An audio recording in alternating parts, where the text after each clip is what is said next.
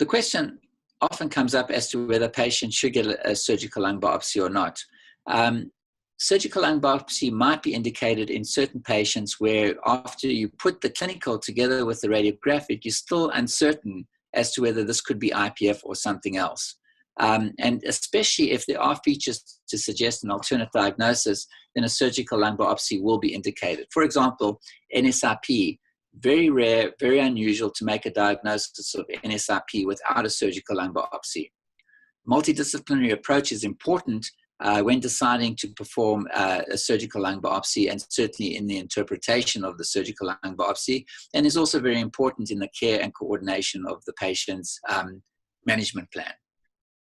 When a biopsy is taken, the surgeon needs to be aware that he or she should be taking biopsies from multiple sites, at least from 2 lobes, preferably from 3 lobes. The surgeon should stay away from the areas that are most diseased, because if you get a lung biopsy that just shows advanced fibrosis with nothing else, it's going to be very difficult to discern a distinct entity from another distinct entity. All of these fibrotic lung diseases can progress to end-stage fibrosis. And if the lung biopsy only shows end-stage fibrosis without any other features of UIP, then you might miss the opportunity to make a diagnosis of IPF. There is a certain risk with any invasive procedure, including surgical lung biopsies or VATS lung biopsies. So you have to pick your patients quite carefully. But in the appropriate hands with well-vetted patients, it is a pretty low-risk type of procedure.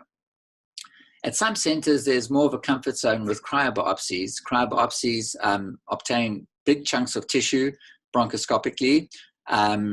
Whether or not this is quite as good as a surgical lung biopsy, there haven't been any really good prospective studies comparing a VATS biopsy to a cryobiopsy, but it appears that it can help the diagnostic yield and certainly is better than a transbronchial biopsy and might provide enough tissue in the appropriate clinical context and radiographic appearance to make an accurate diagnosis of IPF.